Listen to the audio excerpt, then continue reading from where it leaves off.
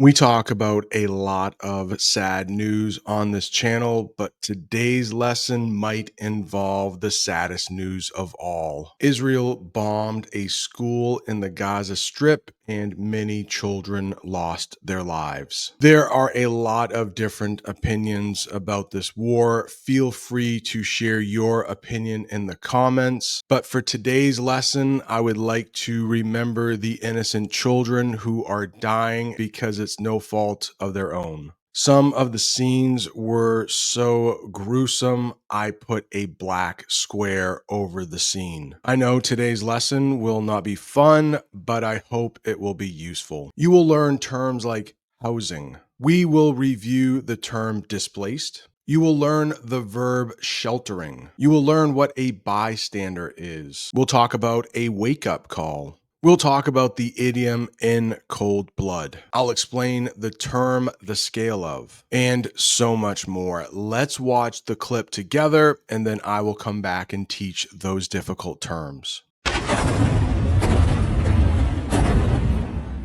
That's the moment Israeli bombs dropped on a school housing displaced people in eastern Gaza City. There were multiple strikes on several buildings. The hundreds sheltering there had only been there a few hours when terrified men, women and children fled from one school building to another. The bombs followed them. If you are understanding most of what I say, I am sure you know the word house. But today we are going to use a form of that word as a verb, housing.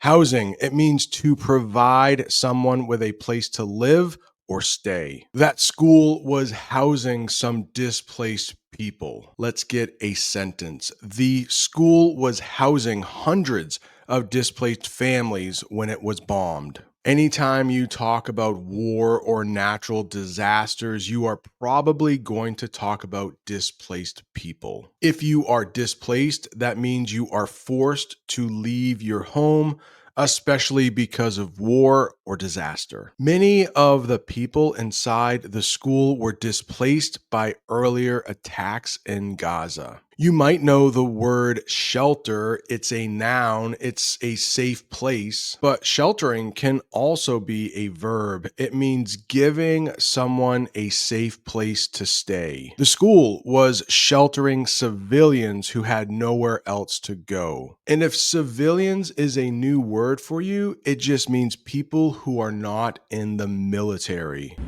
That's the moment Israeli bombs dropped on a school housing displaced people in eastern Gaza City. There were multiple strikes on several buildings. The hundreds sheltering there had only been there a few hours when terrified men, women and children fled from one school building to another.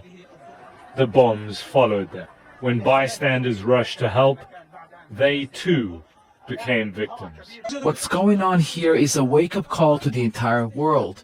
This war and these massacres against women and children must stop immediately. Bystanders.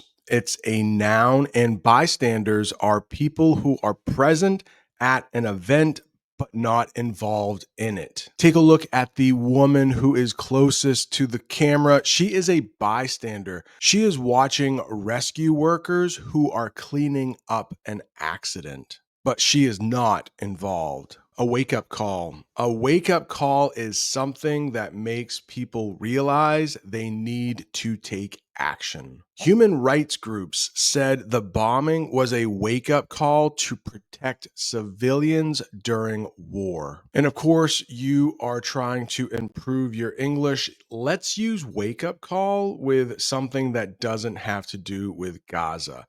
Failing the test was a wake-up call for me to study harder. Massacres, never a good word. It means the killing of many people who cannot defend themselves. Some officials describe the bombing of the school as one of the worst massacres in the conflict. Immediately, like you can't wait for something that has to be done immediately. It means without waiting. right away. Emergency teams arrived at the school site immediately after the attack. My boss demanded the work immediately. She could not wait for it. What's going on here is a wake-up call to the entire world. This war and these massacres against women and children must stop immediately. The children are being killed in cold blood here in Gaza. Our teams cannot perform their duties properly. Take a look at that man's face. It looks like he could kill in cold blood. It means in a cruel and deliberate way without emotion. Witnesses claimed the school was attacked in cold blood, even though it was full of families. You might also hear the term cold-blooded killer. The man in the picture definitely looks like he could be one of those. In the newscast, they also use the word properly. That means in a correct or acceptable way. Aid workers said they couldn't properly care for the wounded after the school bombing. Take a look at the woman in the picture. It looks like she is properly studying English. It looks like she is in a quiet environment. She has her glasses on so she can see better. The children are being killed in cold blood here in Gaza. Our teams cannot perform their duties properly. Rescuers do what they can with what little equipment still functions. It's a race to find anyone alive who survived the explosions. We were absolutely shocked by the scale of this massacre. Functions. What does it mean if something functions? It means to work or operate in the way something is supposed to. Very sad sentence here. The school no longer functions as a place of learning since it was destroyed. Take a look at that man in the picture. He has a coffee cup in front of him, and this sentence might describe his morning. My brain doesn't function properly until I've had my first cup of coffee. They use the term the scale of in that news clip. Let's talk about what that means in English. The size, level, or amount of something. The world was shocked by the scale of destruction caused by the bombing. Let's use it in a different sentence. She didn't realize the scale of the mountain until she climbed to the top of it. It must have been a very big mountain. It's a race to find anyone alive who survived the explosions. We were absolutely shocked by the scale of this massacre. There are a large number of people killed and injured, mostly women and children. We didn't find any survivors. A civil defense member shouts that he holds the remains of a young boy. The emergency room at Al-Ahli Hospital is overwhelmed with casualties.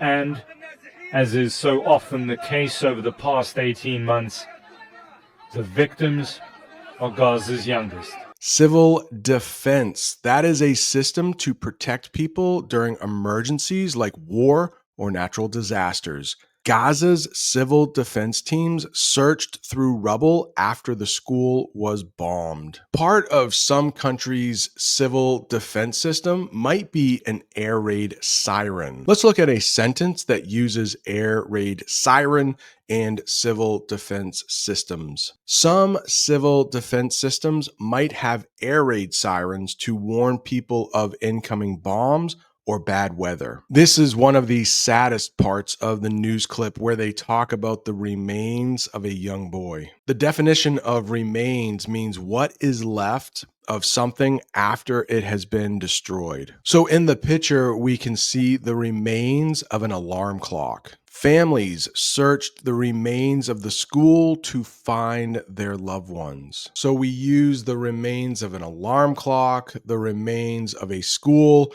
but you can also talk about a person's remains. Maybe a person's remains has to be buried. Overwhelming. What does it mean if something is overwhelming? It means very great in amount or power. hard to deal with. I don't know, maybe you find work to be overwhelming sometimes, like you have too many things to do and too little time to do them in. The number of injured children was overwhelming for the local hospital. Authorities say these attacks mark an intensification of Israel's assault on the Strip, as they again force hundreds of thousands of Palestinians into ever smaller pockets of land. This is a tough one. This is a noun and it's intensification. Intensification. You might hear the adjective intense. If something is intense, it's very similar to this definition. The process of becoming stronger or more serious. The school bombing marked an intensification of violence in the area. Let's use it in a different sentence. The intensification of study habits helped him pass the TOEFL exam. Okay, this was one of the saddest English lessons that I have done. My thoughts and prayers go out to everyone involved in that part of the world. I can't imagine the parents who are losing their children. Very sad stuff. If you're looking for more English lessons, right down there is one YouTube thinks you are going to find useful. Thanks so much for watching. See you next time.